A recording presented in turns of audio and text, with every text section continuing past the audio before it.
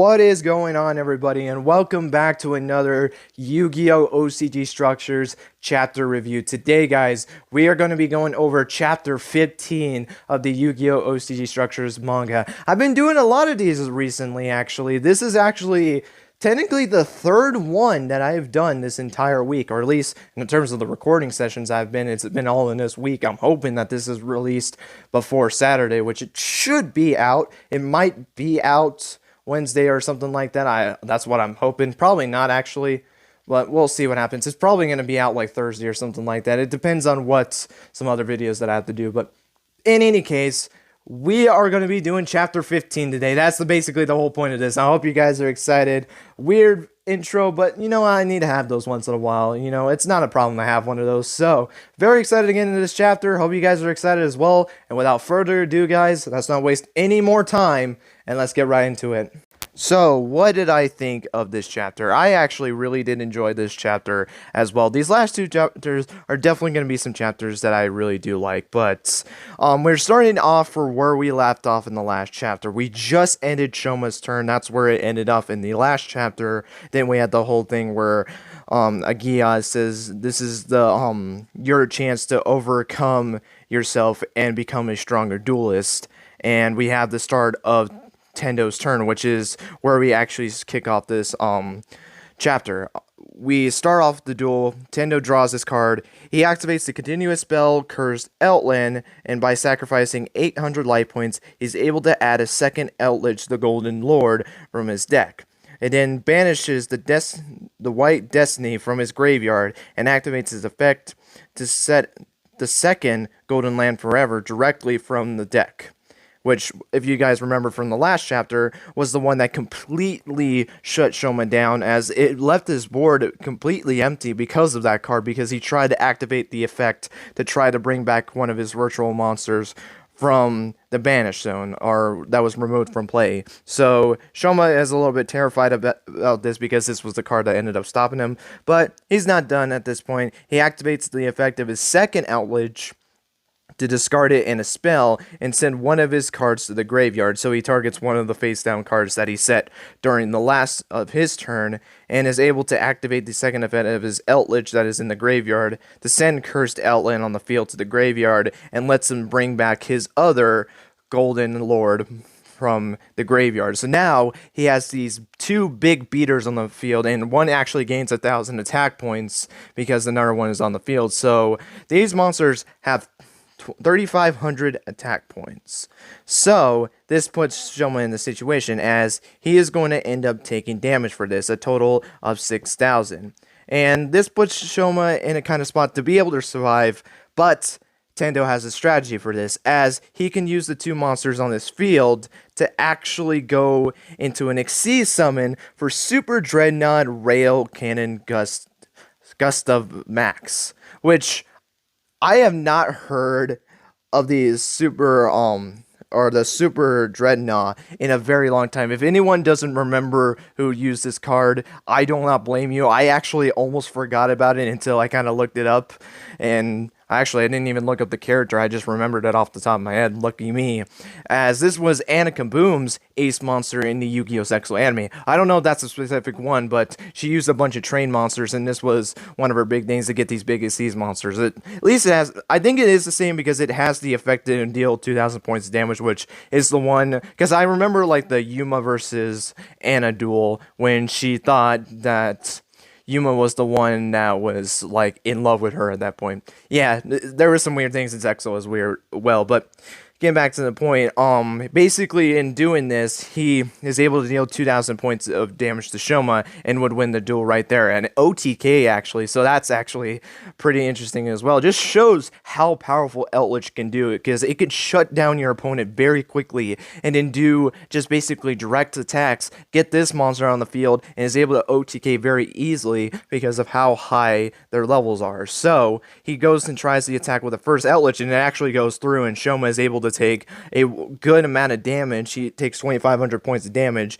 and uses his second Outledge to go in for an attack, but Shoma is able to activate Quick Play spell Emergency Teleport, which is able to special summon his Nyan from the deck in defense position. So in all reality, it saves Shoma because with the monster being in the defense mode, he takes no damage and he's able to survive one more turn against Tendo. And he sets one more card and ends up his turn. Shoma is still freaked out about this because he's so worried that he's going to lose this duel for his comrades, and this is where one of my favorite moments of the manga comes in, as Strong out of nowhere just comes and tells Shoma, hey, listen up right here.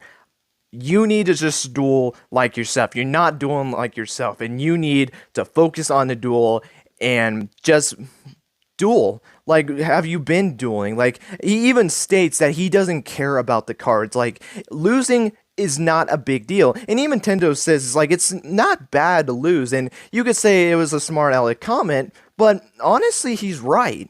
Because here's the thing, though, is that losing is not the end of the world. Now, no matter what it is that you participate in, whether it's a sports, whether it's dueling, whether it's a video game, whatever the case might be, you're going to eventually lose.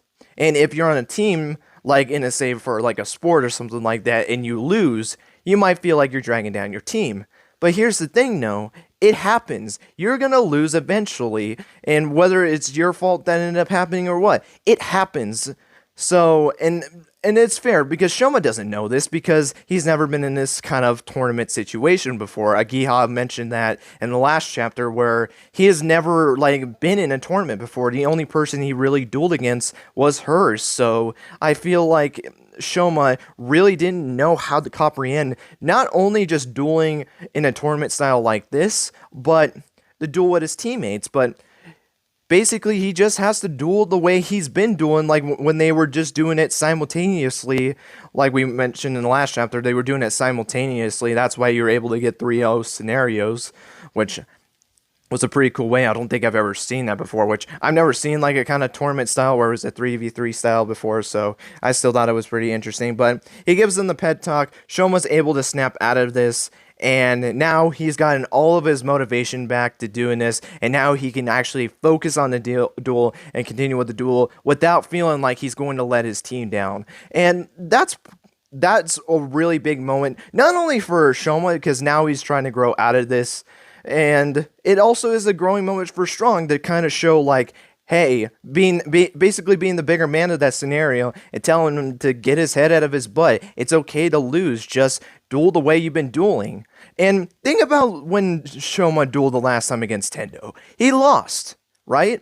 And sure, it's a different scenario because it was a team, but like, what difference is it really? Because sure, it affects your team, but I don't think your team really is going to be mad if that's the case. Like, if you end up losing in the match and that ends up losing the game, it's gonna happen. And I think I think Misguide and Strong don't care about winning, or, well, I know Misguide wants to win those cards so badly. She kind of thought Strong was out of his mind when he said, are you crazy? Because he basically said, I don't care about them. They mean nothing at all. And to be fair, I mean, they really don't. I mean, I guess they're priceless at that point, and I guess a lot of people will get something for not only shiny cardboard, because that's basically what it is, but also stained steel shiny cardboard. Now people are really going to get intense with it. But all jokes aside, getting that pep talk to Shoma, really good moment for those two characters, and I really did like that. So Shoma is able to get back his confidence. He's ready. He tells that he's glad that Strong is on his team. You know, he has him standing right behind him, very proud of him. He goes in his turn, and then finally, I was wondering about this the last chapter, but he ends up going back into the structure world, or whatever it's called, and he ends up going into the virtual world, which makes sense. You know what's kind of funny is that I feel like in some way you can kind of reference this season 3, you know, virtual world is an actual deck, and then you have the virtual world, which is Duel Monsters season 3. I don't know if anyone else picked that up, but I think that was kind of a funny reference right there. But he ends up getting into the world, and he's lying on the synchro monster that he summoned in the last duel, and they just fly around the town. They see a whole bunch of monsters, and it isn't just virtual world monsters. Like, you see the sidekick monsters, you see Tracker and Wheeler, which is very cool, actually, that it's not just the virtual world monsters, which, to be fair, when he went into that world and talked to all the Gaia monsters, I think Catapult Turtle was still there as well. So there is multiple like types of cards that would be in there, and they kind of talk about like how virtual world has in common is that it's a wind and psychic type of deck, which is kind of funny because the psychic monsters, not only are they psychic type, but they're wind attribute as well. We actually see speedroids out of all things in this as well. We see Terratop, Taki Tomboard, and Carp Turbo, I think is how you pronounce that card. We got to see those three cards. I didn't know Carp Turbo was a thing, but I do remember Take Tomboard and Terratop. That was, if anyone watched the Yu-Gi-Oh anime or even read the manga, knows who used the Speedroid monsters, Yugioh. And those were the ones from the anime. I'm going to guess that Carp Turbo was in the manga because I don't remember it from the anime, if I'm going to be completely honest with you guys. So let me know if you do know if it was used in the manga, because I've never read the Arc 5 manga. I have not read a single manga besides the OCG Structures and the 7 manga. Well, except for GX, I've read the first 12 chapters of the Yu-Gi-Oh! GX manga, but everything else completely blind deaf, except I know quite a bit about the Arc 5 story with Genesis, Omega Dragon, and all that stuff, but not the point. We even get to see, actually, the other Synchro Monster,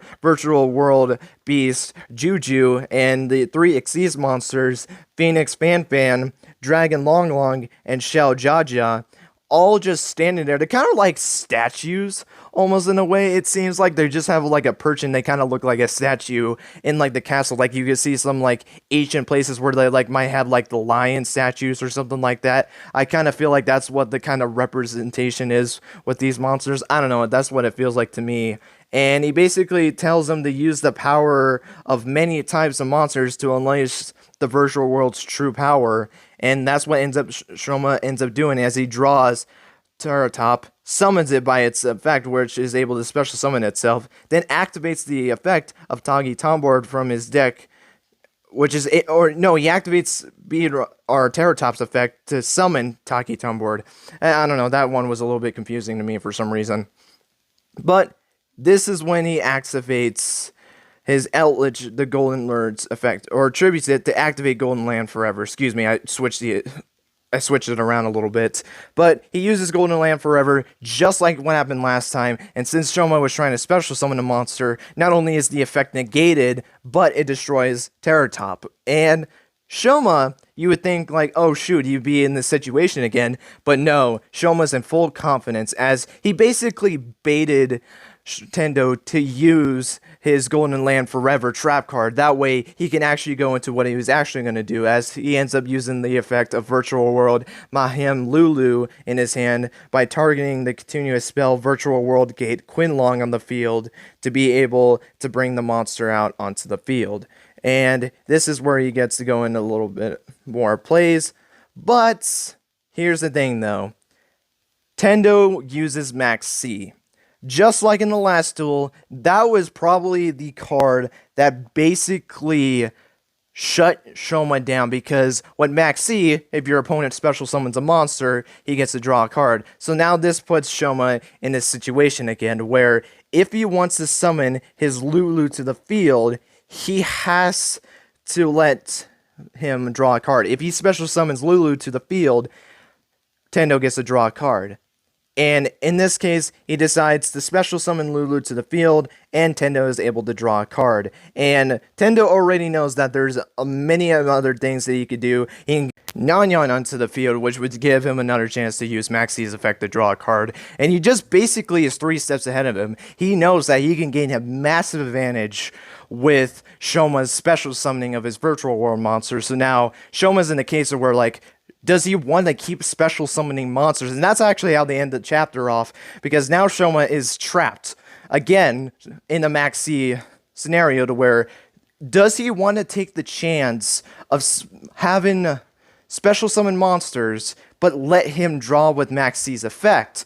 Or does he want to stop special summoning, might potentially screw up his board, and maybe just hope for the best? Like, he's in a very tough situation. This is why I never liked Max C, is because it basically puts you in that situation where you're basically giving your opponent cards, which I don't think is ever good in any scenario, because if you give your opponent cards, they can just be able to wreck your field in any time during the duel. So now, this is where his choice has to go. Does he want to special summon and just let his opponent gain cards? Or does he want to stop right now and not make him gain any more cards? Because he already drew a card this turn. And what? You're just going to make him draw more? I don't know what's going to happen, but that's just where we're going to end up having to stop for this chapter. Will he make him draw more cards, or will he just stop right there? Who really knows? I do believe that he is going to maybe let him do like a couple more. Who really knows? That's just my prediction. I have not looked any further in the chapter, so that's going to be interesting going forward, but I'm very excited to see how it's going to end up. Also, a kind of funny thing as well is that this is going to be a 3-part duel, which I don't think has happened in the series before. Like, we've had 2-part duels in the series before, but I don't think we've ever had a 3-part duel, so that's going to be very interesting. This goes all the way to chapter 16, so it's very interesting to see what's going to end up happening. But guys, that is going to be it for this Yu-Gi-Oh! OCG Structures review. And guys, we have actually caught up with OCG Structures. As of the time of this recording, there is no chapter 16 that has been translated.